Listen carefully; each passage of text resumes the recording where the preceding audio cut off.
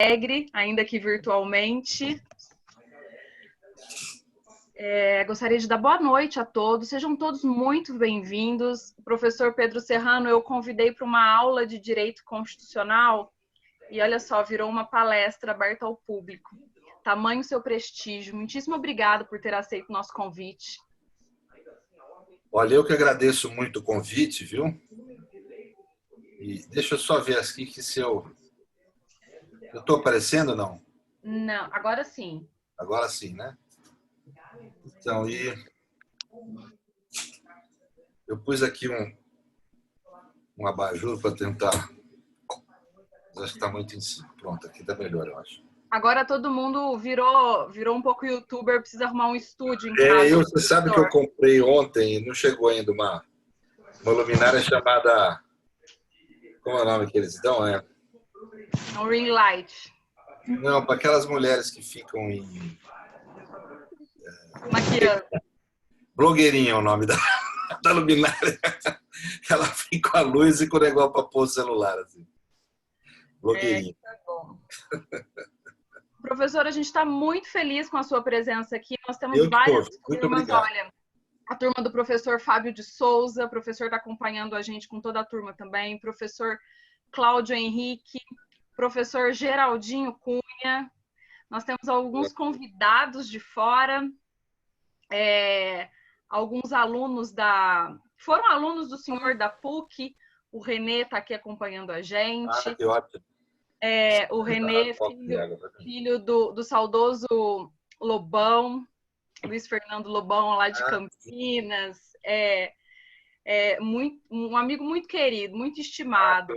E quando eu conheci, o Renê falou que já tinha tido aula com o senhor. Pessoal, eu conheci o professor Pedro no doutorado, numa aula do doutorado, e fiquei encantada.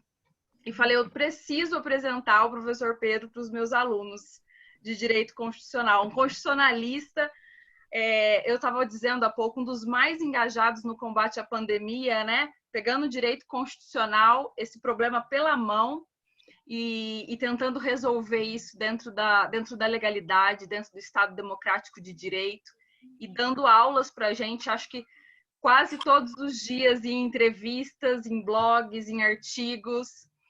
Tá cansado de dar entrevista, professor? Ultimamente tem tido bastante por causa da pandemia, né? Tem bastante. Amanhã eu devo estar na Globo de novo de manhã. Ah, legal. Na Globo News, né? O professor Pedro, ele é graduado em Direito pela PUC São Paulo, ele é mestre e doutor em Direito do Estado pela PUC São Paulo, e ele tem um pós-doutoramento na Faculdade de Direito da Universidade de Lisboa. Ele é advogado, como eu estou falando, ele está tomando frente aí em várias campanhas de combate à pandemia. O advogado que assinou a petição na campanha Vidas Iguais, né, professor? Acho que o senhor pode contar isso um pouquinho para a gente. É uma medida que... É um grupo de advogados aqui, o Gilberto Bercovitch e o Vard, que são da USP, juntou comigo, com o Valim, que somos da PUC, mais a Tainá, e minha filha Juliana, e nós ingressamos com... O PSOL resolveu assumir, nós ingressamos com essa ação no Supremo, né? Mas a ideia era fazer um movimento, e realmente há um movimento. Hoje temos nós aqui de São Paulo, mais um bom pessoal do Rio, um pessoal de Pernambuco, e é um movimento que pleiteia a fila única dos leitos de UTI pelo SUS, né? Ele centralize a gestão desses leitos através de requisições administrativas, né? Mas acho que não deu certo, porque o governo federal está omisso nessa atividade de planejar essas coisas, né? E o Supremo não deu liminar, então na prática não vai virar nada em termos de... Mas é um movimento interessante. Ele é feito com base em estudos, né, de Harvard, que foi feito aqui para o Brasil, da USP, e agora da FMG e do Conselho Nacional de Saúde, né, que acham essencial para salvar mais vidas esse modelo, mas é um modelo difícil de ser aplicado sem participação do governo federal, né, porque... Então, na prática, acho que ficou prejudicado, que é muito ruim, deve gerar no mínimo 15 mil mortes a mais do que o que precisaria, pode chegar a índices maiores, a números maiores. Então, Nossa,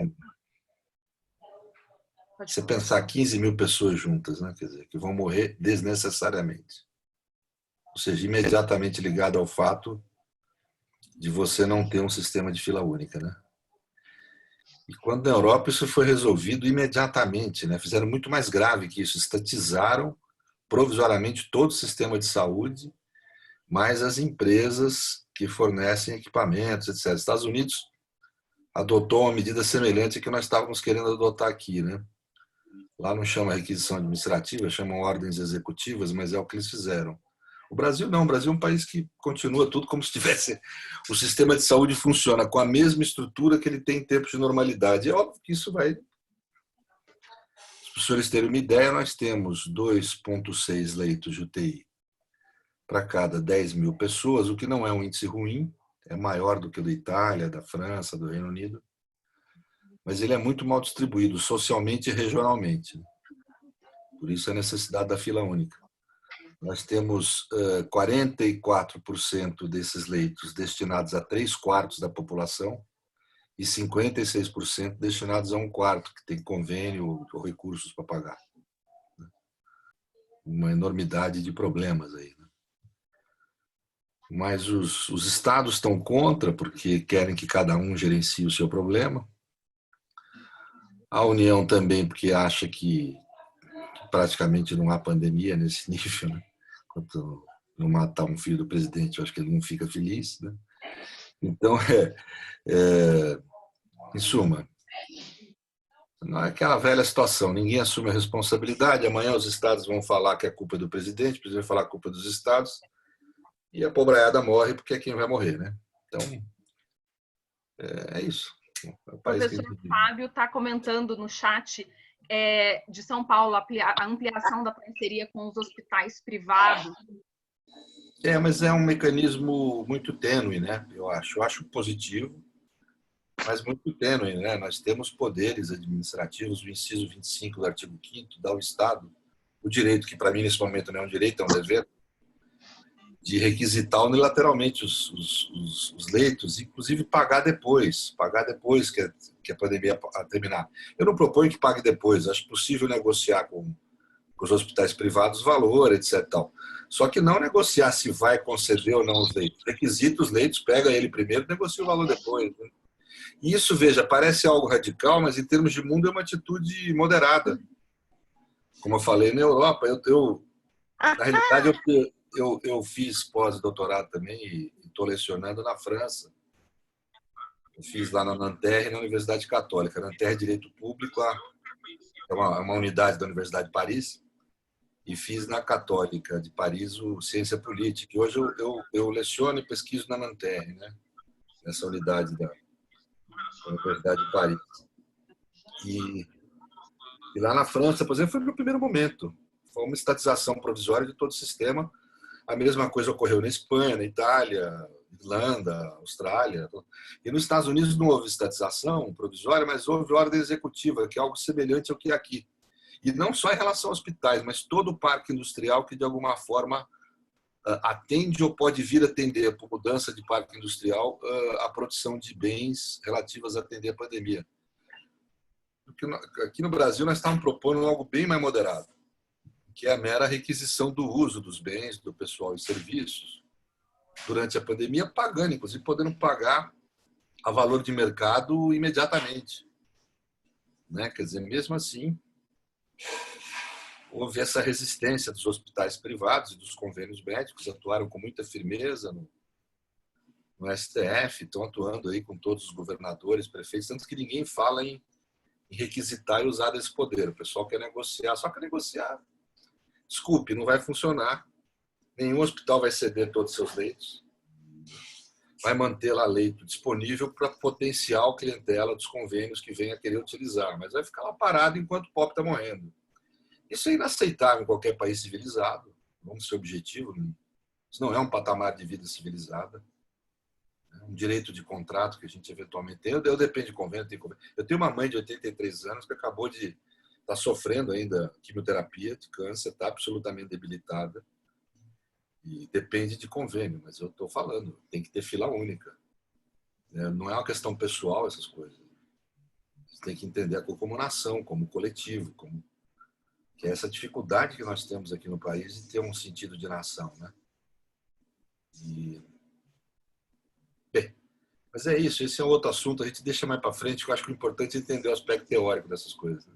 Combinado. Pessoal, ainda está chegando gente nova ali, estou vendo o professor Fabrício Lima, juiz do trabalho. Seja muito bem-vindo, professor, à nossa palestra. Antes, eu gostaria de compartilhar com os alunos, deixa eu compartilhar minha tela aqui, alguns livros do professor Pedro Serrano. A gente tem aí o Desvio de Poder na Função Legislativa, Região Metropolitana, esse Autoritarismo e Golpes na América Latina, que eu adoro, Constituição. Você sabe que o título desse livro é falso, né? Porque ele não trata propriamente desse tema. Aliás, eu não aceito a palavra golpe. Mas é que o editor me falou, se puser esse nome, vende. Realmente vendeu. Pôs esse nome na época lá e vendeu rapidamente. Mas o nome mesmo é esse subtítulo, Breve Ensaio sobre Jurisdição e Exceção, que é o tema do trabalho, né? Eu conversei com alguns alunos sobre alguns conceitos do Agamben, já adiantei algumas coisas. Professora, a palavra é sua. Acho que em tempos de pandemia é muito importante, né, que a gente compreenda os conceitos teóricos mesmo, refletir sobre os limites da democracia, do absolutismo, o que é legalidade extraordinária, essa expressão que o senhor e o Lênio Streck, né, colocaram aí para a gente e está sendo desenvolvido, a gente está conversando sobre isso. Quais são os limites constitucionais desse momento extraordinário que estamos vivendo de pandemia? A palavra do senhor, seja muito bem-vindo. Eu agradeço muito o convite, a oportunidade de estar com vocês aqui. Esse estudo, na realidade, é um estudo antigo que eu tenho, não tem a ver com nenhum momento específico, né? Eu comecei a estudar esse tema no começo dos anos 2000, me levou ao pós-doutorado lá em Lisboa, depois esses pós-doutorados na França, e até hoje tem um núcleo de pesquisa lá na França. Eu prefiro estudar lá, porque aqui no Brasil esse fla-flu, essa coisa que rola aqui, torna as coisas muito difíceis de ter racionalidade, né? Então, é um estudo que eu estou desenvolvendo lá. Tenho mais textos produzidos não em português do que em português a respeito, né? Tem muito texto em inglês e francês sobre o tema. Alguma coisa eu publiquei aqui. Esse livro mesmo que está falando é um resumo do meu pós-doutorado, é uma síntese. Porque aqui eu acho que, francamente, o ambiente é muito ultra-ideologizado e fica difícil você tratar de temas dessa natureza, né? A segunda dificuldade é você ter racionalidade mesmo. A minha racionalidade é deficiente no tema, porque o primeiro motivo, nós em humanidades, e não é só no direito, é sempre mais fácil lidar com necrópsia do que com biópsia. Você está lidando com algum assunto que está acontecendo, o teu grau de capacidade de ter racionalidade, precisão, fatos estáveis, né, para você poder se debruçar, obviamente, é muito mais difícil do que você lidar com coisas que já ocorreram, já estão solidificadas, são eventos do passado, né? Então, sempre você lidar com o presente tem uma racionalidade naturalmente deficiente. Então, é muito difícil você lidar no plano racional. Mas vamos lá, vamos tentar entender o que é esse negócio de estado de exceção. É pouca gente que entende.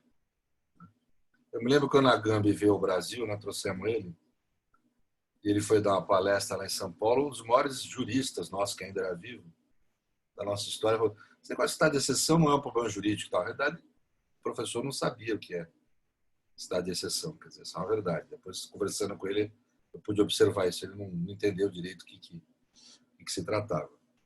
Não é um tema tão simples, mas é um tema muito importante, muito estudado no primeiro mundo em geral, tanto nos Estados Unidos quanto na Europa. Hoje é o tema voltou a ter muita atenção. Acho que na França, por exemplo, é o tema que mais tem doutorado em direito constitucional em torno desse tema.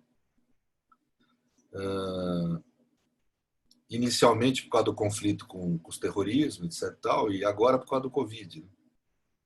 Que também traz o tema. Então, nós vamos tentar entender o que se trata, né? Obviamente, quando se fala de estado de exceção, se fala de uma situação excepcional. Como é que o direito age em momentos excepcionais, né? A ideia original era essa. Mas nós vamos ver que, na realidade, a ideia de estado de exceção traz uma ideia de suspensão do direito para manter a sobrevivência da sociedade e do Estado. É uma ideia antiga, na modernidade, nós vamos tentar ver mais ou menos como é que ela se constrói. Se você for abrir qualquer livro de teoria geral do Estado, você vai ver ter uma certa noção da história do Estado como se fosse uma evolução do espírito para a luz, assim, sabe? Uma constante evolução, né? Que sai da Idade Média, o poder político descentralizado, entra na modernidade, o Estado moderno, que daí evolui, né, para a modernidade, para o Estado moderno que centraliza o poder político, aí evolui para o Estado de direito, aí evolui para o Estado democrático de direito, e assim vai indo. Na realidade, não é assim que a história foi, nem ela não é feita de uma evolução linear. Isso é um recurso meramente didático, eu diria que pobre em termos didáticos. Eu só vi no Brasil a adoção ainda dessa noção de história do Estado, por exemplo, de forma linear, nenhum lugar do mundo mais dá isso. E o que nós temos é uma ida e vinda na história, né? O processo evolutivo ele vai com tranco e barranco e não há superação total de um momento pelo outro. Didaticamente nós falamos, estamos na modernidade, não temos mais Idade Média, mas você vai em cada esquina tem uma igreja, um pedaço de Idade Média no moderno. Né? Por isso que a história se dá em camadas, mais do que em algo linear. Mas eu vou tentar aqui, obviamente, simplificar, né? E eu mesmo não sou historiador, então também não tenho todos lá esses detalhes. Mas a modernidade, ela se inaugura com as primeiras idealizações do que no futuro seria o chamado Estado liberal ou Estado burguês, e dá uma impressão de que só existe um modelo de Estado da burguesia e do capitalismo. Não é verdade. Nós podemos, ao menos, falar de dois grandes modelos de Estado que foram constituídos na modernidade. Um modelo realmente liberal, que tem 1000 variações, dependendo da geografia. Na Inglaterra tem uma história, uma formação, nos Estados Unidos tem outra, na França tem outra, na Alemanha tem outra, tal. Mas, de qualquer forma, um grande modelo de Estado que nós podemos chamar de democrático-liberal, e um outro modelo de Estado que podemos dar esse nome de Estado de exceção. O nome Estado de exceção vai surgir na Constituição de Weimar, em 1919, no artigo 48 dela, mas ele é um nome que pode voltar para trás, vamos dizer assim. Ele é capturado do direito constitucional alemão pela teoria geral do Estado, pela teoria política e também pela teoria do direito público, e ele se lhe dá um sentido mais geral, aplicado a uma série de situações.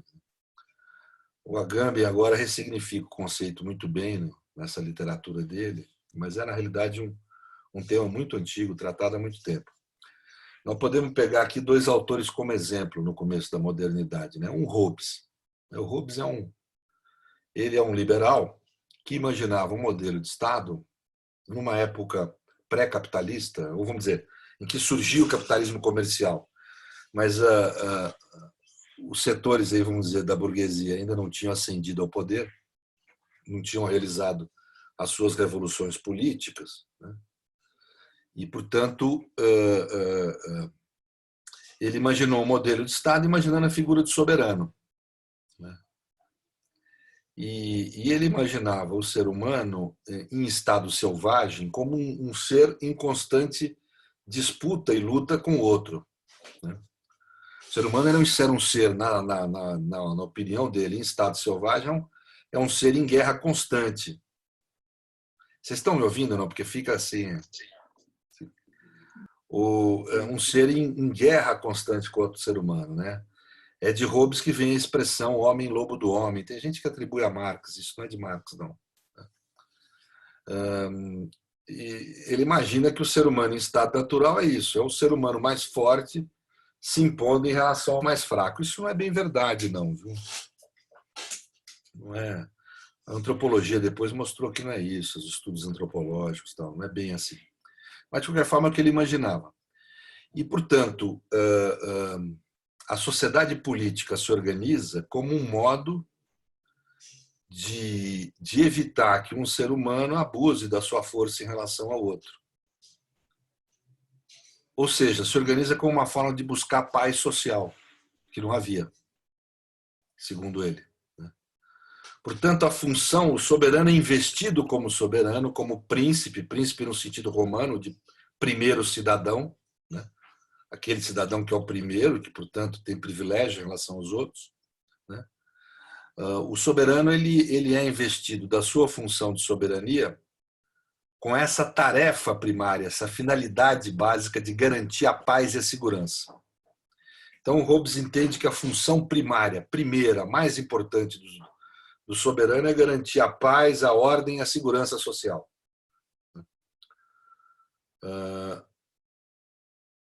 Logo, a ideia de contrato social, não vou aqui explicar, todo mundo sabe o que significa, aquela pauta de direitos que é inerente à vida social moderna, após a Idade Média. O contrato social existe, segundo Hobbes, mas ele é posterior ao Estado, posterior ao soberano, ou seja, o soberano não está obrigado a obedecê-lo, pelo menos em situações em que a paz, a segurança estejam ameaçadas. A sociedade é obrigada a obedecer ao contrato social, os indivíduos particulares também, o soberano não, em especial em situações em que a paz, a segurança estiver ameaçada. Quando a paz e a segurança estiver ameaçada por algum inimigo externo ou interno, o soberano pode afastar o contrato social e ele decidir, ele tomar o poder. Portanto, uma visão, vamos dizer, autoritária de Estado, mas que está presente até hoje. Quando a gente ouve aquela história, direitos humanos para humanos direitos, qual que é isso? Não, é importante garantir a segurança do homem do bem contra o homem do mal. Né? Ou seja, é mais ou menos a lógica de Hobbes. Né? Quer dizer, a figura do inimigo interno. No Brasil, hoje, o inimigo interno é o bandido, já foi comunista. Mas é a figura sempre que ameaça a paz, a integridade do Estado, da sociedade, a segurança das pessoas e da sociedade. Para isso, se propõe a afastar os direitos. Lembre-se da frase, direitos humanos para humanos direitos. Ou seja, essa parcela da comunidade não tem direito a direitos. Logo, não é ser humano no sentido jurídico e político da expressão. É mais ou menos o que o Hobbes propõe mesmo. Que o soberano é uma crença de que a violência do Estado e do soberano é o mecanismo mais eficaz para poder garantir a paz e a ordem social. É essa crença. É óbvio que isso foi criticado já na época. Muitas das ideias que a gente acha que são modernas, contemporâneas, existem há 700 anos. Inclusive a crítica. A crítica a esse tipo de ideia já houve na época. Uma delas, muito interessante, de um protestante, huguenote, que fala que o problema desse modelo de Estado é que o soberano, para poder ter poder absoluto, ele precisa da figura do inimigo. No dia que o inimigo deixa de existir, que a razão que perturba a paz, a ordem e a segurança deixa de existir, o soberano perde o sentido, ele deixa de existir. Então, o interesse do soberano para continuar no poder sempre vai ser manter a figura de um inimigo, manter a figura da perturbação da paz, ou seja, a tal da paz e da ordem que o soberano foi ungido para trazer é o que menos interessa ao soberano trazer. Porque no dia que ele conseguir paz e ordem, não tem mais sentido ele permanecer no poder. Vai voltar aos direitos, voltar. Né? Então, essa questão existe desde Hobbes e ela nos acompanha até hoje. Inspirado em Hobbes, houveram outros pensadores que pensaram diferentes, foram imaginar outro modelo de Estado. Isso nasce da cristandade, do protestantismo.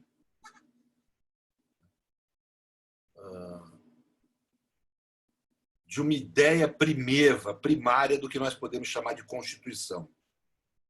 A ideia primária na modernidade de Constituição, ela vem do final da Idade Média, do conflito entre papistas e conciliaristas. Os papistas defendiam o Papa é um homem de Deus que comanda a igreja, logo ele não erra. Ele não pode cometer heresia. Era uma questão teológica importante que havia na época. O Papa pode ser herege? E os papistas defendiam que não, que eram os defensores da hierarquia e da monarquia absoluta católica. Agora, havia uma parte dos teólogos, chamados conciliaristas, que falavam, bem, o Papa foi escolhido pelo Espírito Santo no concílio e é um homem de Deus, mas ele nem sempre fala como Deus. Ele às vezes fala como homem, ele é um homem também. E como homem ele pode vir a ser herege. Então é importante que o concílio de cardeais possa afastá-lo quando verificar que ele comete uma heresia. A essência da ideia de Constituição, ou seja, não há poder absoluto. O poder é submisso a certos valores, certos princípios, né? Que eram os princípios cristãos, e que se o Papa fosse herege a esses princípios que adivinham das Escrituras, ele deveria ser afastado. Bem, eu não vou aqui me alongar na história, é meio longa, mas em essência os conciliaristas perdem a batalha, são mortos, né? Que é como se resolvia as coisas na época, era meio objetivo, né? Perdeu, você rodou mesmo. E os papistas ganharam essa parada e continuaram, vamos dizer, com o catolicismo no modelo que a gente conhece até hoje, uma igreja cujo monarca absoluto é o Papa. Mas ali, da derrota dos conciliaristas, surge a semente do que no futuro vão ser as reformas protestantes. E essas reformas ascendem brutalmente no começo da modernidade. O protestantismo é uma forma de pensar, como Weber identificou, extremamente adaptada ao capitalismo, enquanto o catolicismo, até hoje, setores católicos representam resistência ao capitalismo. A gente está habituado a falar em anticapitalismo de esquerda, mas a gente esquece que anticapitalismo não é só um fenômeno de esquerda. Ele também é um fenômeno reacionário de direita. Né? É comum você ter um pensamento que era então tido como conservador, a meu ver reacionário, um pensamento comunitarista, reacionário, que no fundo deseja a volta à Idade Média, aquela ideia de comunidade, que era a ideia básica da Idade Média, de dever do indivíduo com a tradição e com a comunidade, de quase inexistência do indivíduo no interior da comunidade, e, vamos dizer, uma visão hierárquica da vida social própria do catolicismo, anti-lucro. Você vê traços disso em qualquer sociedade católica. No Brasil, há uma resistência ao lucro. As pessoas tendem a ver quem ganha dinheiro não com aquele olhar de admiração que a gente vê no mundo protestante, mas com o olhar de achar que o cara... Quem ganhou dinheiro no Brasil ou roubou, né? Mulher feia é vagabunda, né? Mulher bonita é vagabunda, né? Essa história que tem muito impregnado na nossa visão, quer dizer. Então, isso tem um sentido da tradição católica e da resistência católica à modernidade, enquanto que o protestantismo não. O protestantismo foi a forma de cristianismo que surge com a modernidade em razão dela. É conciliarista, absolutamente aberta ao lucro, acha que é uma bênção de Deus, né? É uma dádiva de Deus, é uma graça divina. O lucro é um presente que Deus dá para o sujeito. Não em troca de nada, não em troca de nenhuma conduta, é porque o cara é bonzinho. É a graça de Deus, o cara teve a sorte. Deus sorriu para ele. E é uma forma de imaginar, com uma rigidez de postura, etc., tal, bem própria, que a lógica não é você ganhar dinheiro para ter prazer. A lógica é você ganhar dinheiro e ser rico para reproduzir riqueza na sociedade. E ter um comportamento espartano, inclusive. Nessa lógica protestante é elogiado o cara que tem grana, mas que não demonstra, que não abusa, que é discreto, que tem uma vida chata, eu diria. Né? Quer dizer, para ter dinheiro para isso, eu preferia não ter. Então, mas de qualquer forma, era o que tinha na época. Então, o Weber é interessante, tem um livro dele, para quem tiver interesse em ler, um livro pequeno, muito interessante, chama o Protestantismo e o Espírito do Capitalismo. talvez a obra mais conhecida de Weber, faz uma contundente crítica a Marx, para mim correta, mostrando que o economicismo de Marx não consegue compreender o fenômeno do capitalismo como um todo, né, como sua dimensão cultural e política, jurídica, etc. Né? E ele observa, não haveria capitalismo sem protestantismo. Eu não sei, eu não conheço o suficiente de humanismo, de teoria sociológica, etc., para poder afirmar isso, mas eu posso dizer, não haveria direitos e Estado de Direito sem protestantismo. Não haveria Constituição, como nós conhecemos hoje, sem protestantismo. Porque é com os protestantes, e fundamentalmente com os huguenotes franceses, que no século XVI, durante as guerras religiosas, eles vão criar, já tinha surgido no mundo ibérico isso, mas é nas guerras religiosas que vai se articular a primeira grande teoria a respeito dos direitos na modernidade, na época chamados direitos naturais. Uma grande questão que tem na filosofia política multissecular, vem desde o período axial pré-Cristo. Essa grande questão, uma das grandes questões da filosofia política é definir o que é o tirano, o que é tirania. E esses huguenotes franceses, eu vou aqui ser bem simples, porque tem vários pensadores, eu estou aqui sintetizando, e sintetizando também não é chute, nem é tão síntese, é com base no pensamento de um deles, que eu acho o grande livro que sintetiza aquela época, aquela forma de pensar, que é publicado por um pseudônimo de um jurista protestante que séculos depois foi se descobrir o nome verdadeiro, não lembro agora, mas o nome do livro é Vindiciae, Tiranos e Direito de Resistência. É um livro do século XVI. Quem tiver interesse em estudar direito constitucional a fundo ou com um nível de profundidade adequado a um constitucionalista tem que ler esse livro, não tem como não ler. É um livro extremamente relevante. Vocês vão notar todos os principais elementos do que é o nosso constitucionalismo de hoje já naquela época, nesse livro. Ele faz uma grande obra, no sentido de uma grande histórica. Ele traz a dimensão teológica do que é a ideia de pessoa, de ser humano, da cristandade, ele mundaniza e traz para a política. Essa ideia central, Bobbio aponta isso também, está em Paulo. Paulo de Tarso, no Evangelho, no Novo Testamento, que faz aquela frase que todo mundo conhece, todos somos filhos do mesmo Pai, e que é uma das ideias de origem essênica, uma das ideias centrais do cristianismo, em que se conforma essa visão universal de pessoa e de ser humano. A humanidade seria uma grande família, onde todos os seres humanos seriam dotados de uma certa igualdade básica, porque todos filhos de Deus, logo dotados dessa dignidade de sermos filhos de Deus. E essa igualdade mínima, pelo simples fato de sermos humanos, gera a liberdade. Porque se eu sou igual ao outro, eu não posso ser dono do outro. Logo, nós dois somos livres. Então, essa igualdade básica gera a ideia de liberdade. Isso era tido no plano teológico apenas. Mas no pós-Idade Média, com o surgimento do protestantismo e as primeiras reflexões jurídicas nesse sentido, isso é mundanizado e trazido para a política. Por quê? Por causa das guerras religiosas.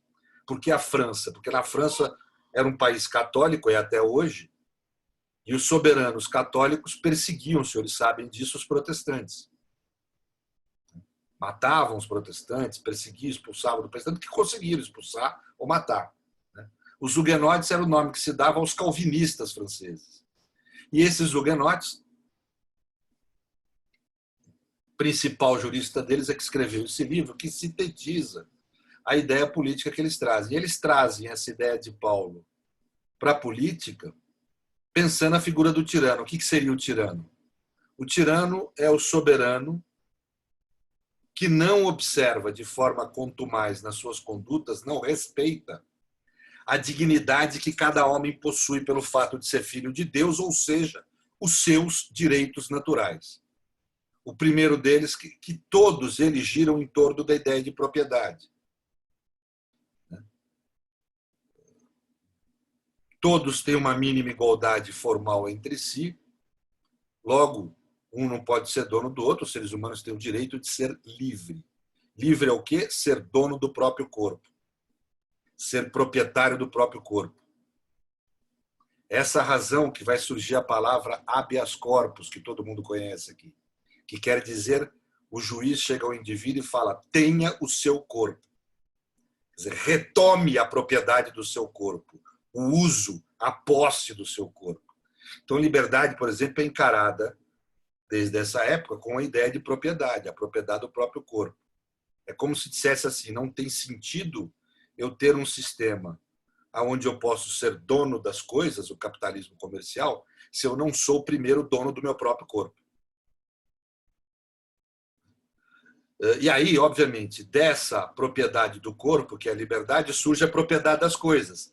Se eu sou dono do mesmo corpo, eu sou dono das coisas que o meu corpo produz. Por isso que no plano filosófico é uma loucura você imaginar que hoje em dia se proponha essas coisas que eu ouço falar à juventude, assim, com base nos austríacos, mas que já eram uns caras meio perdidos. Não sei porque que a juventude gosta de Mises. Eu li bastante Mises na vida. E não tenho essa admiração toda, não, mas era um admirador do fascismo, do nazismo. Mas é interessante que essa ideia de que o sujeito é liberal na economia e conservador nos costumes, né? Se você for pegar 700 anos de história da modernidade, isso é mais ou menos como eu sou vegetariano até chegar a picanha, quer dizer, então não tem muito sentido, né? Porque não tem lógica. Ou você é um liberal no sentido de ser um liberal na economia e na política, ou você não é um liberal, você é um conservador na economia e na política. E conservador não se confunde com reacionário.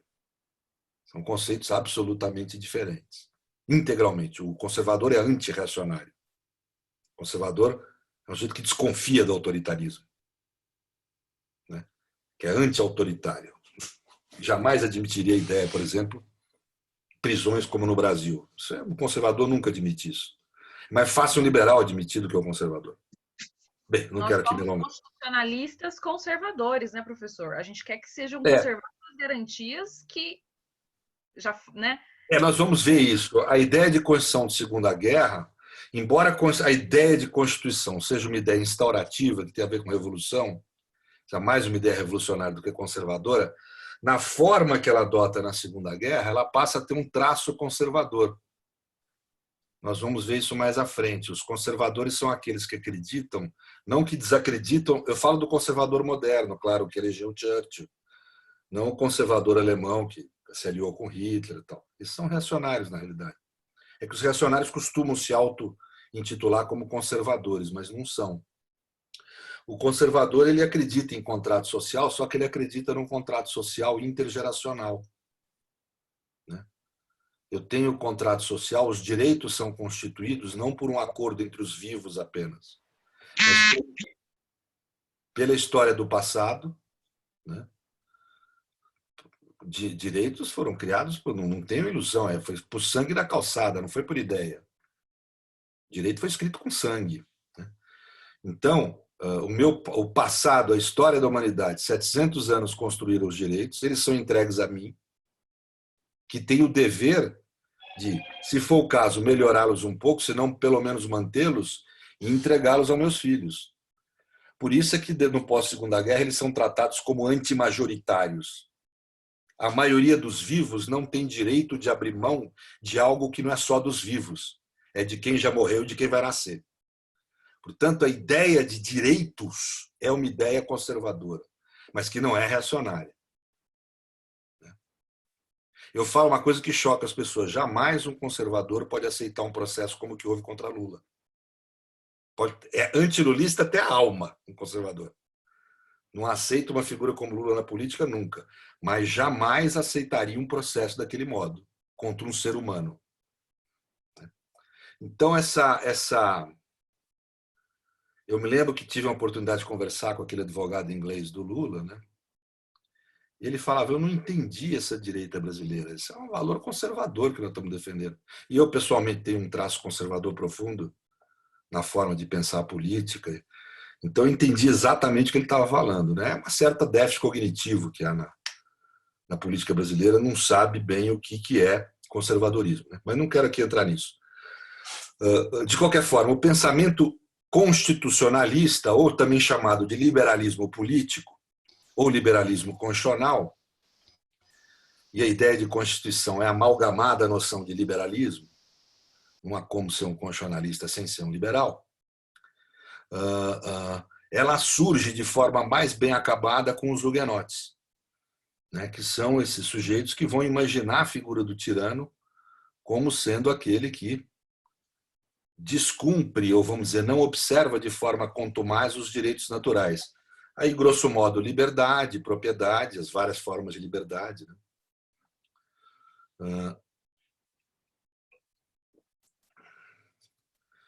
E um direito é central para os protestantes, que depois vai se repetir nos outros pensadores liberais futuros, que é o direito à resistência.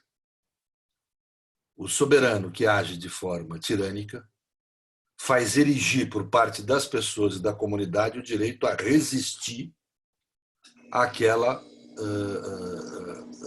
tirania. Por isso é que o nome do trabalho é Tiranos, né? E o direito de resistência. Vidiciai, Tiranos e o direito de resistência. Ele quer discutir exatamente essa relação entre tirania e direito à resistência. Os huguenotes são até moderados na ideia de direito à resistência. Eles acham que, uma vez que o soberano se degenera num tirano, é necessário retirá-lo do poder. E ele imagina essa retirada do poder como feita pela baixa magistratura de então, os magistrados, que não eram juízes, como nós falamos hoje. Magistrados eram os homens das leis. Eles eram mais semelhantes aos legisladores de hoje do que aos juízes, mas uma certa fusão entre ambos, vamos dizer. Mas com mais preponderância da figura do legislador. E eles é que teriam o poder de tirar o tirano do poder, retirar a soberania dele. Ou seja, é o início da ideia do impeachment. Nenhum autor sobre impeachment fala isso, mas nas minhas pesquisas históricas, eu tive contato com essa obra que eu estou falando em Paris, e está claro que tá nítido, é o impeachment, é a figura do impeachment. Ela surge quando surgem os direitos, surge junto com a figura dos direitos. E esse conceito moderno de tirania, até então não se tinha esse conceito, de tirano como aquele que não observa e não cumpre os direitos, né? Não faz observar os direitos. É muito interessante. Por isso é que eu falo até hoje para meus alunos, a resistência a uma ditadura, no plano da legitimidade democrático-liberal, não interessa qual ideologia de quem resiste. É um direito humano dele resistir. E se for uma ditadura, inclusive com violência, nós vamos ver depois como é que surge isso. Mas é uma ideia liberal isso, não é uma ideia nem de esquerda, isso foi 300 anos antes de surgir Marx e antes de surgir a palavra socialismo. Não tem nada a ver com esquerda, hoje em dia é muito confuso isso. Isso é uma ideia liberal. 70, 80, quase 100 anos depois desse livro, vai surgir um grande pensador, que é considerado por muitos o fundador do liberalismo constitucional. Eu não gosto de usar a expressão porque tem esses protestantes que são menos conhecidos, anteriores.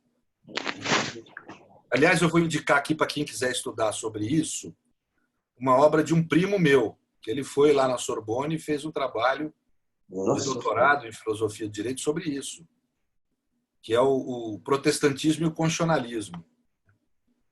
O nome dele é Silvio Gabriel Serrano Nunes. Se você puser lá nas teses da USP, ele vai publicar o livro agora. Ele fez essa tese já faz 5, 6 anos, mas ele só vai publicar agora.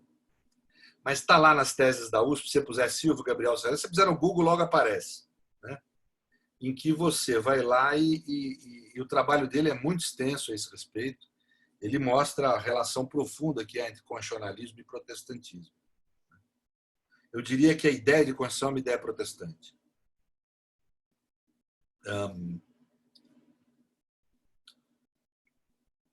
Pois, quase um século depois, vai surgir John Locke. John Locke é um grande pensador, um professor de filosofia moral, e que é por muitos considerado o fundador do liberalismo político, em inglês, ou pelo pessoal anglo-saxão, é chamado de liberalismo constitucionalista. Aqui no Brasil, que se chama liberalismo político, em alguns países da Europa.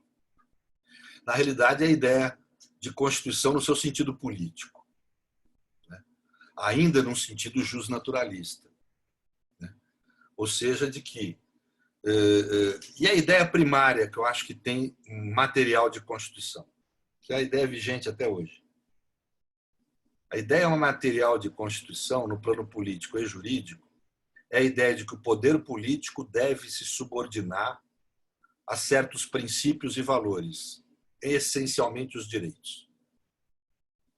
Como é que eu identifico que a Venezuela é um país autoritário, ao contrário do que diz a esquerda? Tecnicamente, é possível observar isso objetivamente, no momento, pelo menos, em que a Constituinte da Venezuela, que é um poder constituinte, um poder que tem, portanto, de não ter que observar, poder originário, que não observa norma nenhuma, que está acima da Constituição, que deveria ter por função única e exclusivamente criar uma Constituição, na Venezuela é atribuído a esse poder constituinte soberano, originário e não submisso a nenhuma forma de direito, é atribuído a esse poder o poder de decidir coisas do cotidiano. Ou seja, decidir quando a Constituição deve ou não ser aplicada. É esse papel que a Constituinte tem na Venezuela. Portanto, não há dúvida, não pode haver dúvida que é uma ditadura, no sentido amplo da palavra ditadura. Não estou falando no sentido estrito, se der tempo hoje a gente vai falar também ditadura é uma palavra muito vulgarizada, ela vem do direito romano, tem que se entender o sentido estrito. Mas no sentido amplo é isso que nós temos mesmo. Só que com uma vertente de esquerda, mas pouco importa. Para quem é constitucionalista não dá muita diferença se é ditadura de esquerda ou de direita. E a característica, por que ela é uma ditadura? Porque o poder político está acima da Constituição e dos direitos. O soberano tem o poder de decidir se a Constituição deve ou não ser aplicada. Não é a Constituição que comanda o poder político, é o poder político que comanda a Constituição. Aí você tem um Estado autoritário. E essa ideia vem desde aquela época. E Locke é um dos melhores autores. Eu vou recomendar a todo mundo. Estou falando para quem quiser seguir direito público, quem quiser seguir direito privado, direito civil, essas ciências menores, aí não precisa tanto. Mas é um livro essencial para quem quer conhecer direito constitucional, eu diria em especial um direito constitucional material como o nosso, que é esse livro do Locke. É o volume 2 do Tratado de Governo. Né? O volume 1º até se perdeu na história. Desculpe, eu não encontrei livro do Locke na sua biblioteca musical. Nossa, mãe, eu nem perguntei nada para o telefone e vem me respondendo. Então é isso. É o volume 2 do Tratado de Governo de Locke, né? Que é importantíssimo. Ele vai descrever a teoria dele, dos direitos, que é muito interessante, que o poder político ele parte daquela definição huguenote de tirano, que tirano é o que não observa de forma quanto mais os direitos, traz toda uma descrição da vida política a partir disso, e ele vai, ao contrário de Hobbes, ele vai constituir uma ideia de contrato social como um fenômeno anterior ao Estado, anterior ao soberano. Ou seja, o soberano tem por função primária garantir o contrato social, garantir os direitos. E ele acredita que os direitos, o contrato social, é o mecanismo para se obter ordem, paz e segurança social. É uma outra concepção radicalmente diferente da de Hobbes.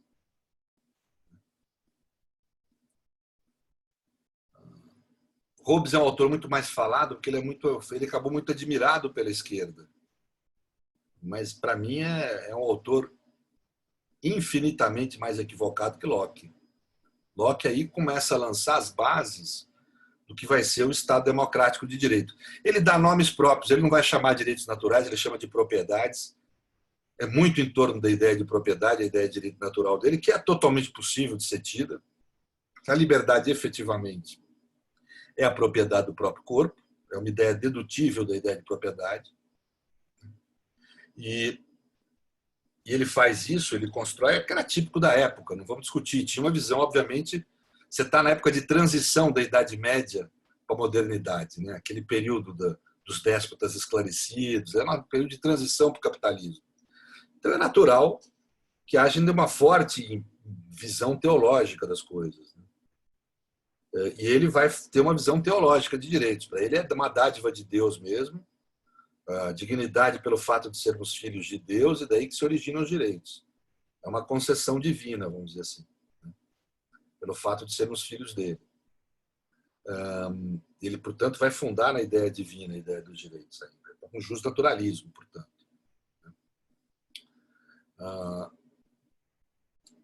Mas ele vai fundar também essa ideia de que o contrato social é superior ao poder político.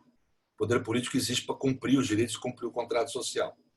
E vocês vão ver que quase metade dessa obra é dedicada à ideia de direito de resistência, que é uma ideia fundamental do liberalismo e do Estado de Direito. É impressionante ver um autor, um ministro da Suprema Corte Argentina e grande penalista, como Zaffaroni, ser o único a lembrar disso na América Latina. Ele é o único que lembra disso, que não há como você ter uma ideia de Estado democrático de direito e de direitos humanos sem incluir nisso o direito de resistência, que faz parte da história. Só que Locke tem uma ideia mais articulada, mais trabalhada e mais radical do que é o direito de resistência em relação aos huguenotes. Ele vai imaginar, ele não usa essas palavras, mas quando eu li, eu tive a impressão que ele tem uma certa ideia de proporcionalidade e razoabilidade. A legitimidade do direito de resistência, ela é proporcional à intensidade da tirania.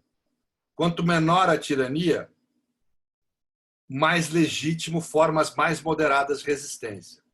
Então, o direito à opinião, para ele, que na época não era reconhecido como direito jurídico, era um direito moral, né? O direito à opinião era uma forma de resistência. Então, se você tem um governante autoritário, você o critica. Se há espaço de crítica, é aí que você deve ficar. Agora, se vai além, se começa a pesar mais assim a tirania, aí você já pode ir para a desobediência civil pacífica. Agora, se é uma ditadura que fecha todas as formas de crítica, que você não pode se movimentar, pensar, manifestar pensamento, aí se legitima o que ele chama de tiranicídio. Ou seja, a violência, a ideia de revolução, que nasce com ele. Não a revolução em Marx, de séculos depois, a revolução instauradora do novo, mas uma revolução restauradora dos direitos que foram, vamos dizer, ofendidos e suprimidos pelo tirano. Ou seja, restauradora dos direitos face à tirania. Portanto, ele vai legitimar o uso da violência contra a tirania. Por isso que eu falei, não há como imaginar um sistema de direitos sem pressupor a ideia da resistência, do direito de resistência.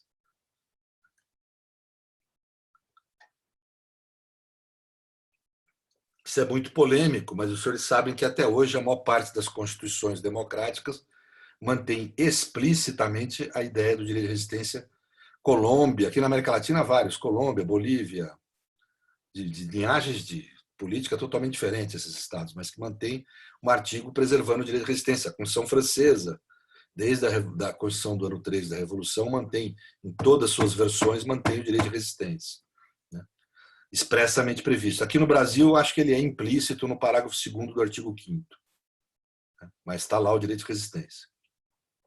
Existem aqueles que são contra que o direito de resistência, nós vamos ver isso quando estiver vendo a sessão, seja tratado como fenômeno jurídico e normatizado, porque aprisionaria um fenômeno que é político, né? Segundo eles. Eu não faço parte de outra linhagem, acho que é um direito mesmo, é um fenômeno jurídico.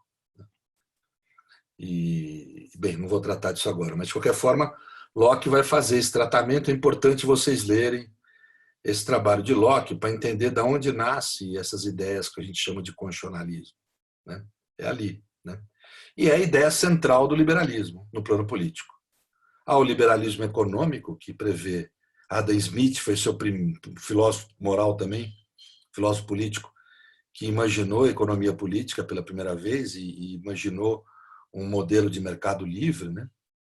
Muito genial, né?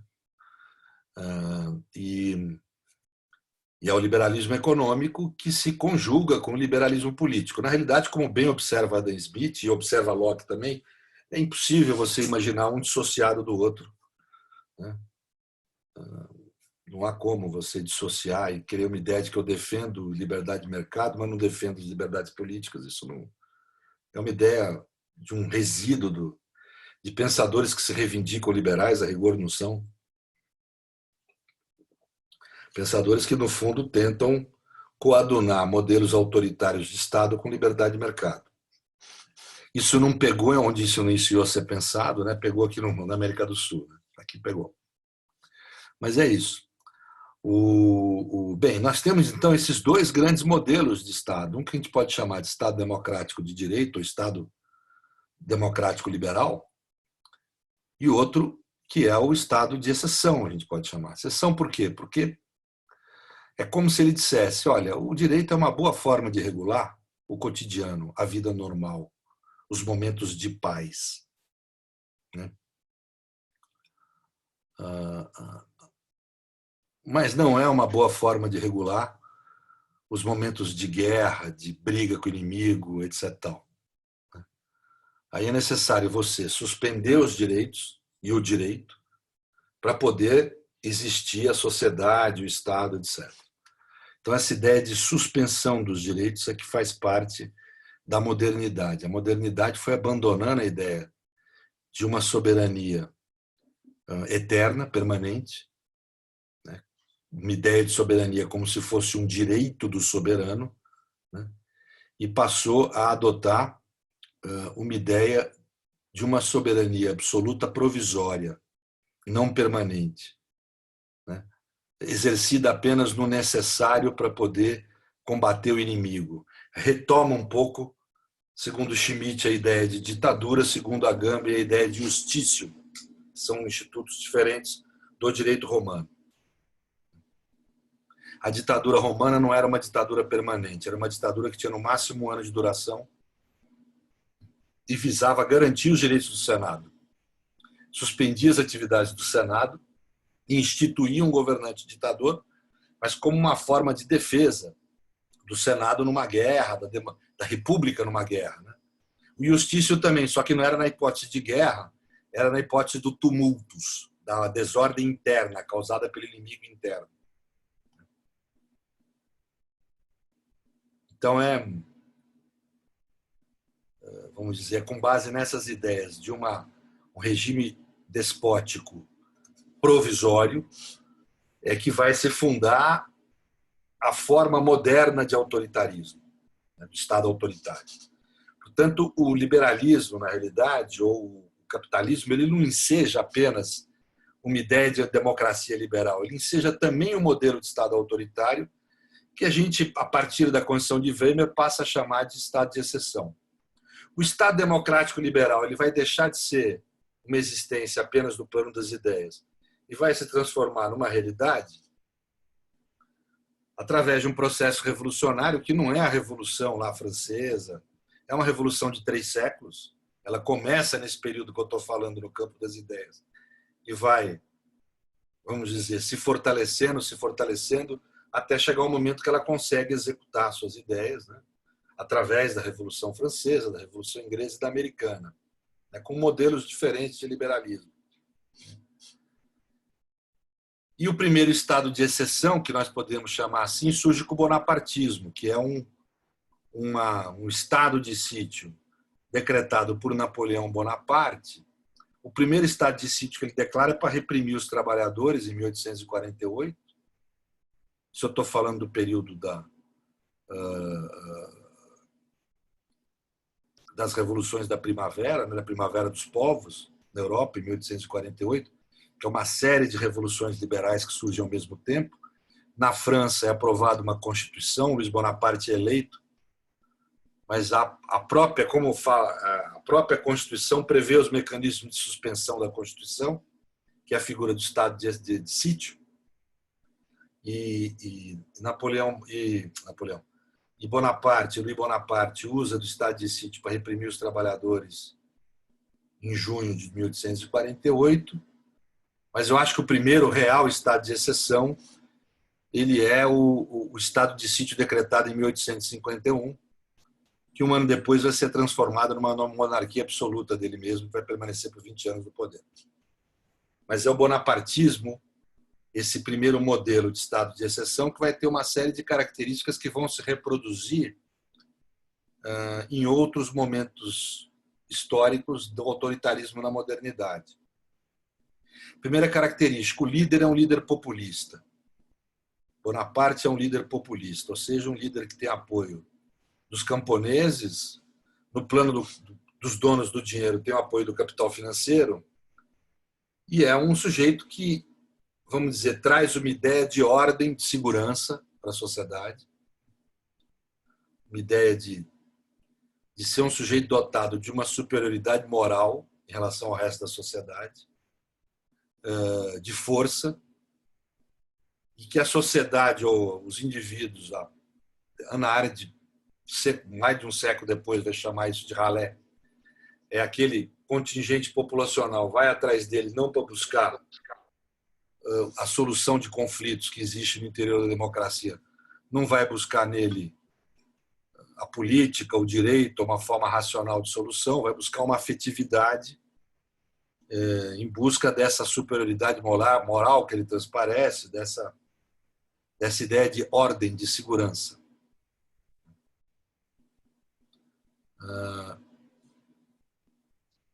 A palavra estado de exceção. Bem, para quem quiser conhecer esse período, é um período pouco conhecido, mas muito importante também para quem quer conhecer direito constitucional. Eu vou indicar 2 livros aí. Eu gosto de indicar livros. Esses negócios de ficar falando, isso é só para estimular a leitura, não tem outro sentido. Da aula, etc. Tem uma série de artigos escritos na imprensa que foi reunido num livro de Marx, é um livro fundamental para conhecer a crítica ao constitucionalismo, dessa perspectiva, mas mais do que isso, a leitura que ele teve desse período. É o único livro que ele escreve que tem teoria do Estado, que tem direito constitucional, chama de Zoe de Brumário. E também um livro que reúne artigos, mas aí de um autor de direita, de liberal, muito bom também, chama Alexis de Tocqueville, o nome em francês é Souvenirs, foi publicado em português com o nome Memórias de 1848. Ler esses 2 livros é fundamental, vocês vão ver artigos críticos a Bonaparte e artigos que apoiam Bonaparte.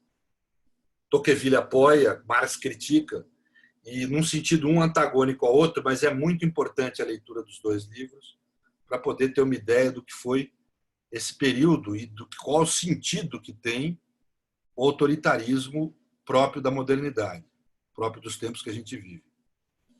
No século XX, nós vamos ter o surgimento do grande pensador desse modelo de Estado, que é, para mim, o maior constitucionalista do século XX, que se chama Carl Schmitt. Carl Schmitt é um grande constitucionalista alemão, um grande teórico do Estado, e que vai ser um pensador totalitário, um pensador autoritário. Existem vários especialistas em Schmitt. Aqui no Brasil nós temos um grande especialista em Schmitt, que chama Roberto Bueno. Está numa faculdade aí também do Triângulo Mineiro, ele dá aula numa faculdade do Triângulo Mineiro e é um pouco conhecido no Brasil, pouquíssimo conhecido aqui, mas muito respeitado na Europa. É jovem. Tem livros fantásticos sobre o pensamento de Schmitt, vale a pena ler tudo que é dele. É o professor Roberto Bueno. Existem outros, mas eu acho que ninguém se compara a ele aqui no Brasil. É uma oportunidade que nós podemos ler em português um dos maiores autores sobre Schmitt no mundo hoje, sem dúvida.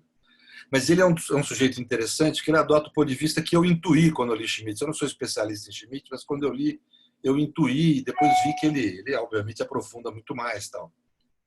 É comum se falar vamos dizer, nas influências de Hobbes, de uma série de pensadores dessa natureza em Schmitt, mas poucos falam da influência de Donoso Cortés, de Bonobo, que é o contra-revolucionário francês, desses pensadores autoritários. Né? E é muito grande, em especial sobre o conceito de estado de exceção. Donoso Cortés foi o sujeito que primeiro desenhou a ideia central de estado de exceção, qual seja, face ao ataque do inimigo, é preferível você preservar a sociedade e o Estado em detrimento do direito. É preferível você abrir mão do direito e preservar a autoridade estatal, a segurança da sociedade, etc. Ele é um católico reacionário contra a Revolução Francesa e o trabalho, a vida dele é dedicada a fazer essa crítica. E ele é o articulador dessa ideia, desse modelo de Estado autoritário. Bonobo também é um pensador francês católico e Schmitt é um conservador católico alemão, com forte influência romântica, logo um reacionário. E ele vai acabar pensando um modelo de Estado totalitário que vai acabar redundando, ou se encontrando, confluindo com o pensamento nazista. E Schmitt vai acabar sendo o grande articulador, eu diria, no plano das ideias do que é o Estado nazista. Ao contrário do que se pensa, o nazismo não foi uma produção de maluco, não, ao contrário, foi algo muito bem pensado. Alguns dos principais intelectuais e acadêmicos, pensadores mesmo, do século XX, os mais geniais, eram nazistas. Então, realmente, E Schmitt é um exemplo, né?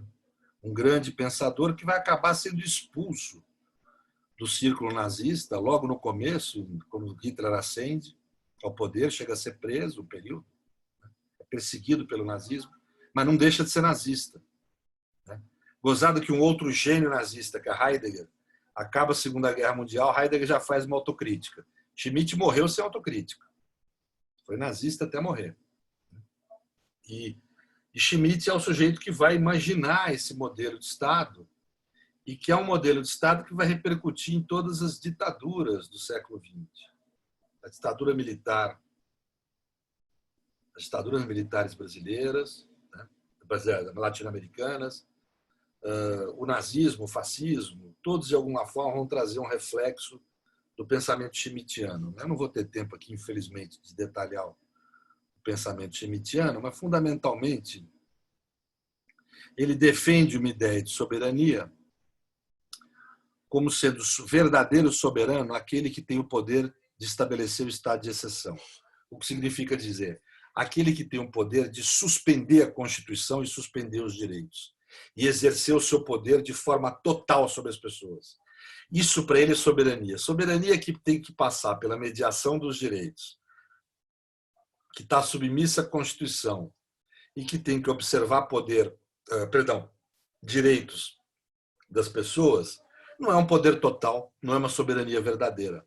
Soberania verdadeira é aquela que é plena. E ele acha que num Estado constitucional e democrático, isso só acontece quando há o estado de exceção. Ele está se referindo aí ao estado de exceção previsto no artigo 48 da Constituição de Weimar, que é um modelo de algo semelhante ao nosso estado de sítio, só que não aperfeiçoado como o nosso estado de sítio é. É uma suspensão verdadeira dos direitos e do direito, prevista por conceitos vagos, extremamente manipulável. E Schmitt vai contra a doutrina da época, a doutrina de Baladolli e Palieri, o italiano, de uma série de constitucionalistas, mesmo de Santi Romano, que foi o constitucionalista do fascismo. Ele vai em conta, porque todos esses, é uma série, eu posso passar depois o nome de todos os constitucionalistas da época, eles acreditavam que o estado de exceção era uma forma de defesa da democracia e da Constituição. Tanto que a República de Weimar vai várias vezes utilizar o estado de exceção. Quando Hitler estabelece a ditadura dele, o estado de exceção dele, o parlamento alemão estava praticamente suspenso. Nos últimos 2 anos, ele tinha tido apenas 6 sessões, porque ele estava sob estado de exceção. Uma das questões que os historiadores da Alemanha desse período fala que talvez se tivesse o parlamento em pleno funcionamento não tivesse sido tão fácil o caminho de Hitler para estabelecer a ditadura que estabeleceu. Né? Portanto, mas Schmitt vai inaugurar uma nova concepção de estado de exceção, que é de imaginar não um estado de exceção como instrumento de defesa da Constituição, mas o estado de exceção como um mecanismo de suspensão da Constituição e que estabelece uma soberania absoluta. Né?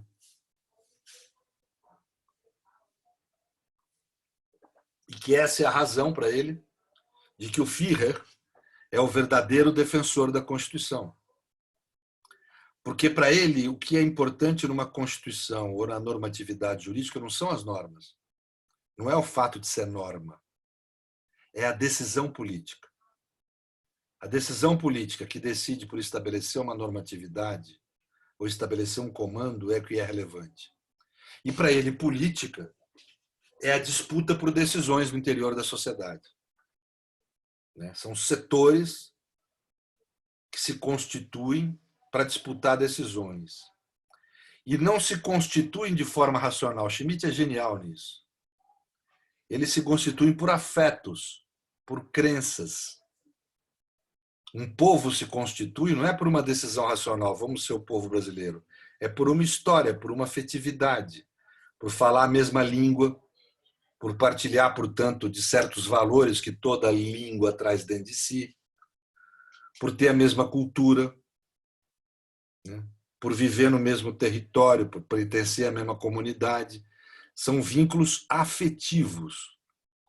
O vínculo principal para Schmitt da afetividade é o pertencer a um grupo, é o pertencimento ao grupo, é essa sensação.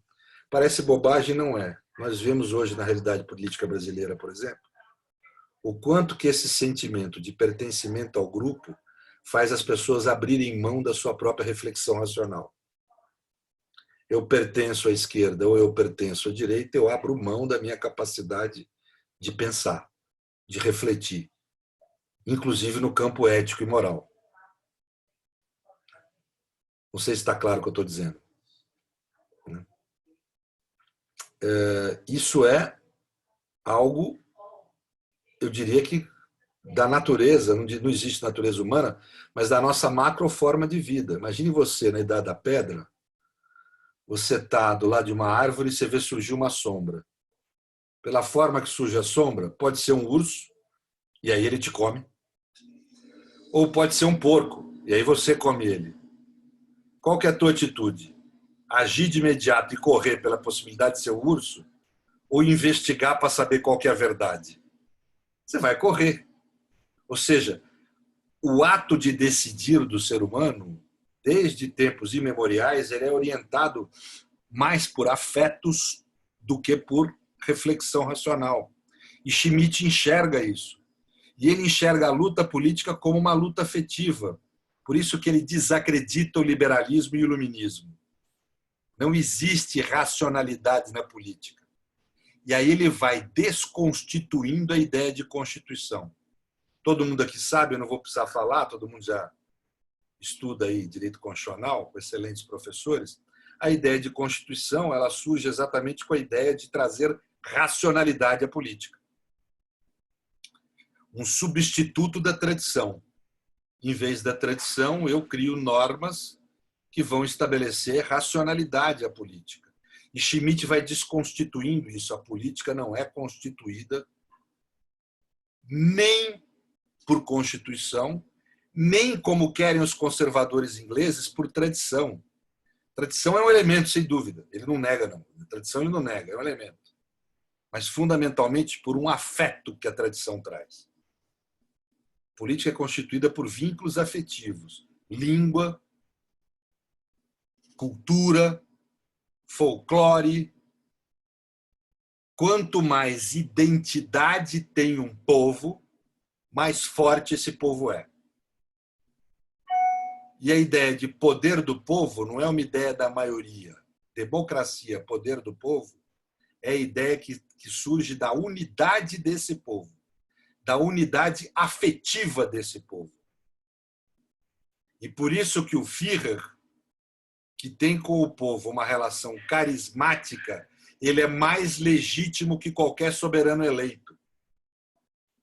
Porque quem é o eleito, e hoje em dia a gente vê isso falado claramente, o deputado que é eleito para o parlamento, depois de eleito, ele deixa de representar quem o elegeu e passa a operar pelos seus próprios interesses.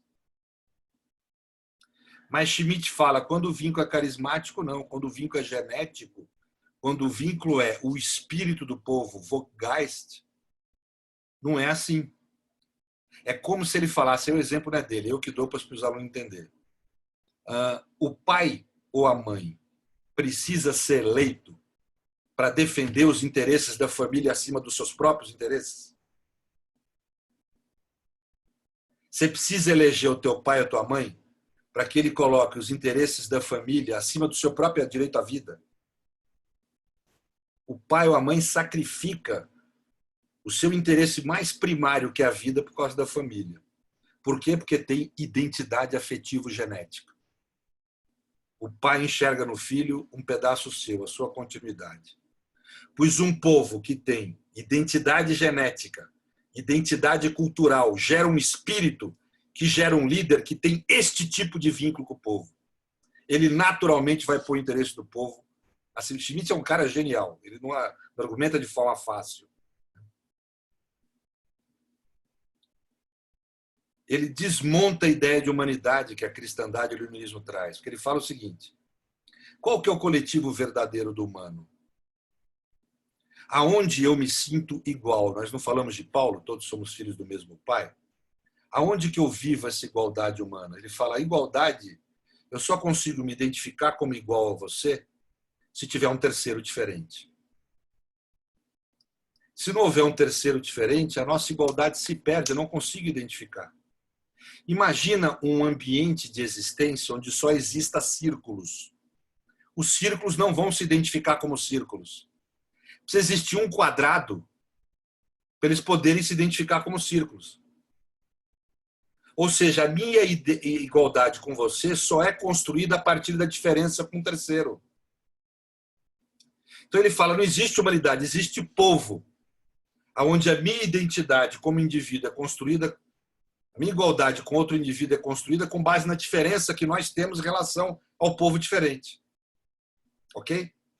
E se tem povos diferentes, um povo pode ser amigo do outro povo ou pode ser inimigo. E aí, para ele, política é escolher quem é amigo e quem é inimigo.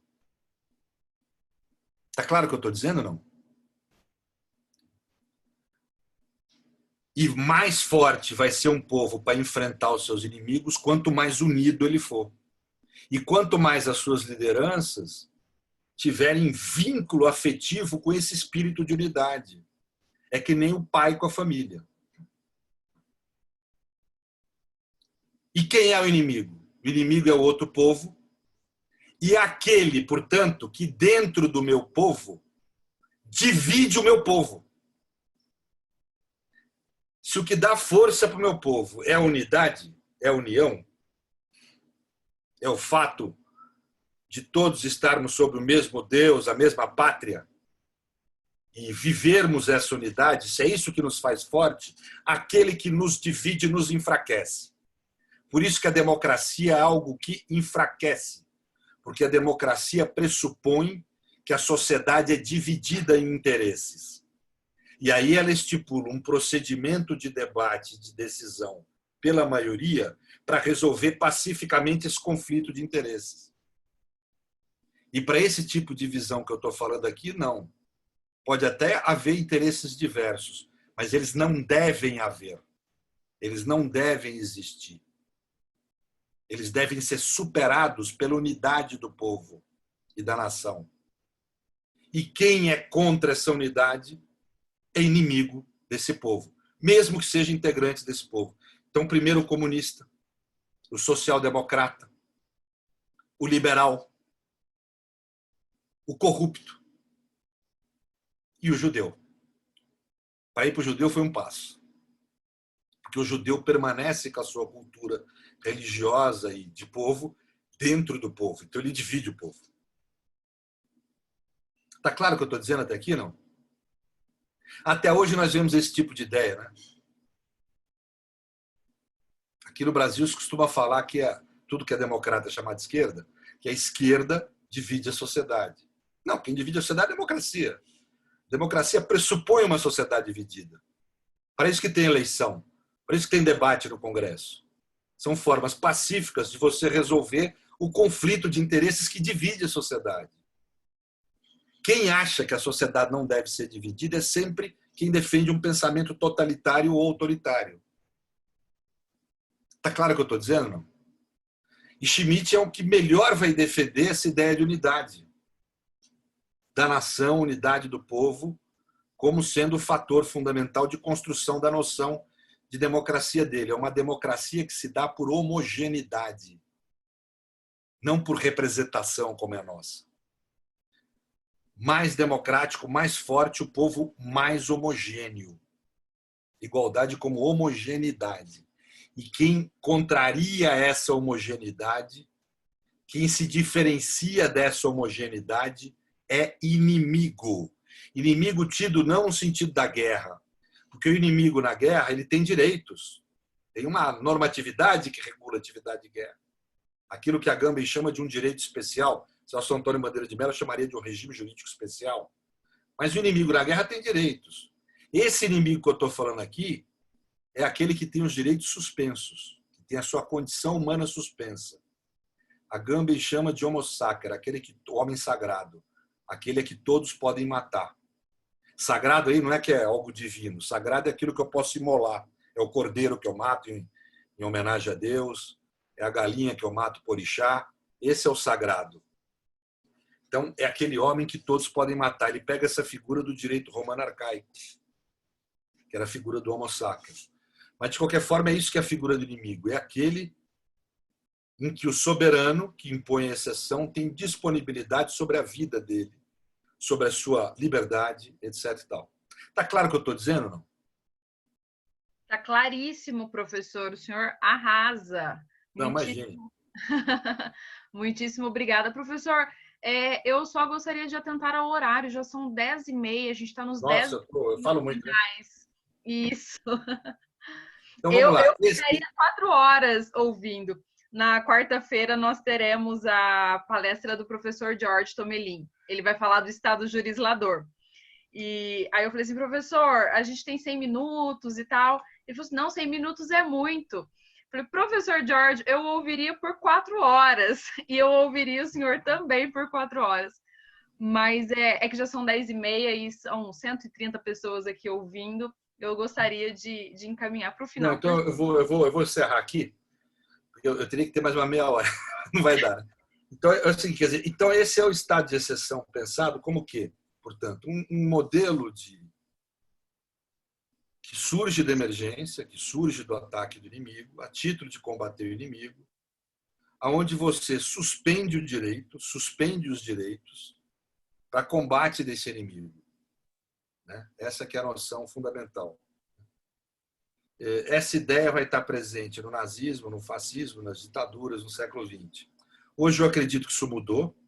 Nós estamos num período de autoritarismo líquido, onde não ocorre mais governo de exceção. Ocorrem medidas de exceção no interior da democracia, que são fragmentárias no todo social e que convivem com medidas democráticas. E só para terminar, por óbvio, a ideia de exceção ela vige onde Kant chamava de selvageria, ou seja, na anomia. Lembre-se que suspende o direito e os direitos, logo não há norma. O governante governa pela sua vontade autônoma, não por vontade heterônoma, por vontade que vem da norma da lei. A medida de exceção é assim, no mundo de hoje. Ela tem uma aparência de cumprir a lei, uma aparência de democrática, mas tem um conteúdo tirânico de persecução ao inimigo. Eu não vou ter tempo aqui de falar sobre esse autoritarismo líquido, que é o objeto do meu pós-doutorado, de 2 livros meus, estou publicando um 3º agora. Mas é importante diferenciar o estado de exceção da legalidade extraordinária. O estado de exceção, como eu falei, ele pressupõe suspensão do direito, suspensão dos direitos e anomia, ausência de norma. A legalidade extraordinária não, é a forma como o Estado democrático de direito regula e reage a situações de emergência. Então, o que nós, não estou dizendo que a gente tem, o que a gente deve ter em relação ao Covid é uma legalidade extraordinária, ou seja, para uma situação extraordinária, normas extraordinárias, um regime jurídico especial, como é no caso da guerra que eu falei. É um direito especial. Né?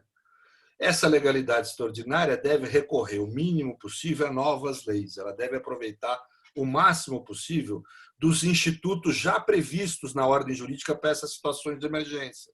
Se for uma guerra ou uma ameaça à ordem pública, estado de sítio ou estado de defesa. Se for uma emergência sanitária, como nós atravessamos, o estado de calamidade pública ou estado de emergência, né? Que vai prever um exercício, uma concentração de poderes maior no executivo, mas sempre com alguns limites estabelecidos pela ordem jurídica. Portanto, não é uma atividade sem regulação de norma. Existem princípios e normas que regulam. Dentre eles, os poderes extraordinários devem ser exercidos apenas no limite do necessário a combater a emergência, no caso, combater a pandemia, a emergência sanitária. Não devem extravasar para o ambiente da disputa de poder, eu não posso usar desses poderes para perseguir inimigo, ou seja lá o que for, né? Então, tem esses limites. Devo restringir o mínimo possível o direito das pessoas. E não é exercido como poder, é exercido como dever, como tudo no Estado de Direito. Eu tenho o dever de agir para combater a pandemia. Segundo quem? Segundo a ciência. Isso é muito antigo. Eu encontrei aqui, gente, em 1938, uma fala do Temístocles Cavalcanti, o antigo administrativista brasileiro, que chegou a ser ministro do Supremo na década de 60, e o Temístocles tem esse interessante trecho que ele fala, tratando da quarentena, por exemplo, observa Bielsa, que é um grande jurista argentino, com muita justeza, que a forma e a extensão da ação policial aqui entendida como ação do poder de polícia estatal, de restringir direitos de liberdade e de propriedade, que a ação do Estado, vamos dizer assim, depende dos progressos que na ordem científica são incessantemente alcançados. Variam os prazos e as medidas de prevenção, como natureza da moléstia, prazos de incubação, meios de transmissão, etc. Domina, portanto, aqui o elemento puramente técnico-científico, que justifica alterações na medida da restrição policial, da restrição aos direitos, contra a qual não podem prevalecer nem interesses econômicos, nem interesses comerciais. Isso é antigo no direito. É a ciência quem deve governar. Pode um presidente da República optar entre seguir ou não a recomendação da maioria científica, do consenso majoritário da ciência? Não. Ele pode ter opinião contra? Pode. Guarde-a para si. Ele, como presidente da República, tem dever. Ele escolheu ser presidente da República. E numa emergência ele tem mais deveres do que tem na normalidade. Então ele tem o dever de combater. Ao faltar com esse dever, ele está cometendo uma ilicitude grave no sistema. Bem, grosso modo é isso. Eu fiz aqui uma síntese. Eu sugiro aos senhores que leiam, tem bastante literatura a respeito, posso indicar para os senhores aqui. Muito obrigado. Professor, a gente que agradece.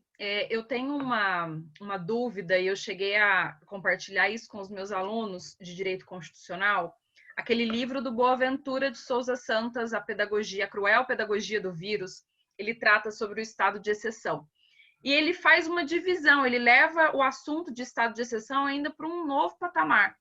Ele fala, né, poderes excessivos com pretexto de combater a pandemia, a gente tem um risco para a democracia. Entretanto, nessa soma aí, tem um ingrediente novo, tem o ingrediente do pânico social. Então, pode ser um risco para a democracia, como aconteceu lá na Hungria. Mas aqui no Brasil, numa situação de omissão do governo federal, as pessoas elas buscam poderes excessivos de combate à pandemia. E a gente tem aí um aprofundamento no Pacto Federativo. A gente tem o STF permitindo que prefeitos e governadores editem medidas de combate à pandemia. E Boaventura divide, então, o estado de exceção democrático, onde a população, com pânico, com medo da morte, com medo do inimigo invisível, que é o vírus, clama por medidas excessivas. E o antidemocrático, quando os poderes excessivos realmente abalam essa estrutura da democracia. E eu gostaria de ouvir seus comentários sobre isso nos nossos últimos minutos finais. Vamos dar um breve 5 minutos. Eu sou arendetiano, né? Eu acho que povo não é só um sentido numérico. Povo tem um sentido de valor, né? Povo é aquele contingente de pessoas que vivem no mesmo território, mas que partilham daquilo que de Dworkin chama de um common ground, ou seja, de um solo mínimo de valores em comum, criados pela tradição daquele povo, pela cultura, etc. E, para ser povo, esse common ground tem que dizer respeito à democracia como forma de solução dos problemas de divisão interna, forma de solução pacífica dos problemas de conflito de interesse, e ao direito também como outro instrumento de solução. É diferente de ralé. Ralé é quando você tem um contingente grande de pessoas no mesmo território que se une em torno da autoridade populista, acreditando que ela tem a condição de trazer a ordem, a purificação da vida social, né? Onde os conflitos são eliminados pela pureza, né? Afetiva, etc., e não pela solução racional do debate e das maiorias, né? Então, para mim, não existe estado de exceção democrático. Existe estado de exceção que provém da ralé e não do povo. A democracia é poder do povo, né? E povo é entendido como aquele, não apenas aquele contingente numérico de pessoas que vive num território, mas como que partilha de certos valores próprios da tradição democrático-liberal. É uma divergência grande que eu tenho com o Boaventura, ele é mais à esquerda no meu pensamento, como a Agamben também, né? Mas eu insisto que eu acho que é óbvio que eu defendo a minha forma de ver. Ela é mais compatível com o mundo de hoje. Porque eles nunca imaginaram a hipótese que rola no Brasil. Nós já falamos disso há décadas. A hipótese do descumprimento das condições de emergência por omissão. E isso é algo que hoje surge no Brasil, que a nossa teoria, a minha do Lênio, tem explicação, a dele não. Para ele não existe a figura da legalidade extraordinária, só existe o estado de exceção, né?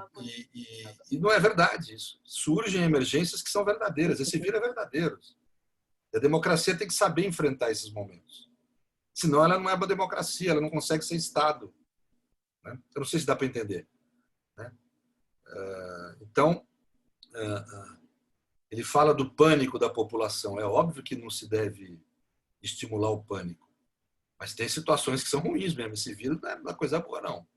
Então, ou seja... estado de exceção. Né? Então, Mas ele está colocando isso na prática, a teoria na prática. Isso, eu acho que eles imaginam na Europa, porque eles são muito... Europeu é um povo gozado, sabe? Ele vê muito espelho, eles são muito... Para eles o mundo começa e termina ali. Então eles imaginam os problemas deles, eles nunca enfrentaram o problema de ter um governante omisso numa situação de emergência. Eles não imaginam que isso existe. Segundo, eles usam a nomenclatura deles. Então, estado de exceção tanto designa aquilo que o Agamben chama de estado de exceção real, quanto fictício. O fictício, por exemplo, é o estado de exceção nazista. Inventa um inimigo, é quem tocou, exagera o inimigo real. Então, pega esse vírus, por exemplo, e exagera ele. Não, olha, vamos estabelecer como fez a Hungria, uma ditadura para poder combater o vício. É exagerado, não precisa. Nós aqui no Brasil, nesse ponto, estamos dando uma lição para o mundo, nós estamos resolvendo no parlamento as questões. São leis aprovadas pelo parlamento, né? Então é o exagerado ou o inventado mesmo. Do estado de exceção real, que eles chamam, que é esse que nós estamos enfrentando. Como usa a mesma palavra, eu e o Lênio falamos, nós temos que usar a palavra diferente, para as pessoas entenderem a diferença. Então, nós estamos usando o estado de exceção no sentido do Agamben, estrito, anomia, ausência de norma, ilegalidade extraordinária, para chamar isso que muitos chamam de estado de exceção também, que é um regime jurídico especial que é substancialmente diferente, gente. Uma coisa é você ter um poder extraordinário regulado por norma, heterônomo, que vem de uma vontade superior e não de uma vontade autônoma do governante. Estado de exceção, no estrito senso, da forma como a Agamben trata, é o Estado autoritário, onde o governante governa pela sua vontade autônoma, onde o poder político é superior ao poder do direito. Na legalidade extraordinária, não. O direito continua superior ao poder político, só que é um direito especial para enfrentar um momento especial. Então, de um lado, nós temos restrição ao nosso direito de ir e vir, mas os governantes devem ter restrições às suas prerrogativas normais. Por exemplo, uma deputada, no momento de normalidade, pode falar o que quiser. Uma deputada agora, no momento de emergência, comete crime, se inventa fake news, estimulando desobediência às ordens das autoridades sanitárias, como fez uma deputada recentemente. E ela se defendia dizendo, eu posso falar o que eu quiser. A Constituição me dá imunidade. Não em situação de emergência. Se a Constituição me dá o direito de ir e vir, eu não posso exercer meu direito de ir e vir nesse momento, intensamente, como costuma exercer no momento de normalidade. Ela não pode exercer o direito à palavra dela como ela exerce no momento de normalidade, ela é uma autoridade. Então vejam que há uma... Agora, tudo isso tem uma função, uma finalidade dada pela lei, que é combater a pandemia. Se eu usar isso para combater um inimigo externo, eu já estou extravasando a legalidade extraordinária e aí sim, entrando no ambiente da exceção. Entrando no ambiente do autoritarismo. Isso nós temos que vigiar a cada dia. Se no momento de normalidade, eu já tentei demonstrar que existem medidas de exceção e autoritárias, imagina no momento desse. É uma possibilidade muito maior de ocorrerem medidas de exceção. A comunidade tem que estar atenta. Só que nós temos uma situação jabuticaba. Nós temos um governante que exerce não medidas, mas omissões de exceção, que levam à morte, a prejuízo à saúde de uma série de pessoas.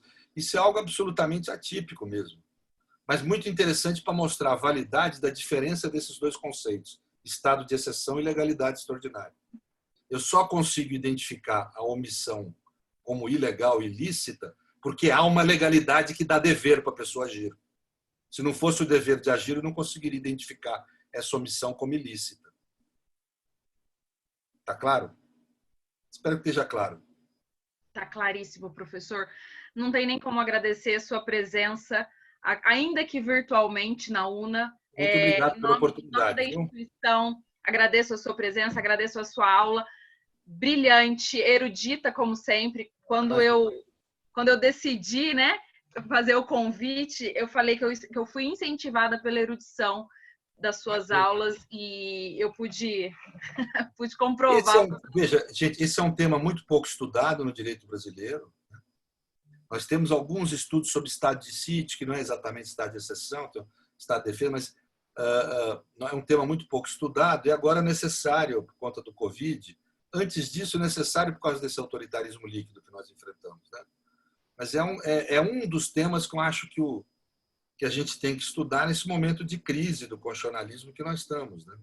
Nós estamos, por várias razões, no momento de crise e posso garantir para vocês que é um dos temas mais estudados hoje no primeiro mundo e acho que é um dos temas que vale ser estudados aqui, né?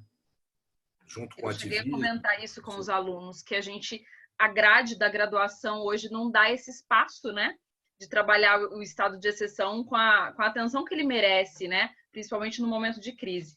Mas a palestra do senhor serviu para motivar os alunos a pesquisarem mais sobre isso. Muitíssimo obrigada. Muitíssimo obrigada, professor Geraldinho, professor Valdomiro, professora Andréia, professor Cláudio, doutor Fabrício. Tem muita gente ilustre aqui assistindo a palestra. Estou muito feliz com o resultado. Muitíssimo obrigada, professor. Muito obrigado, gente. Até a próxima, hein?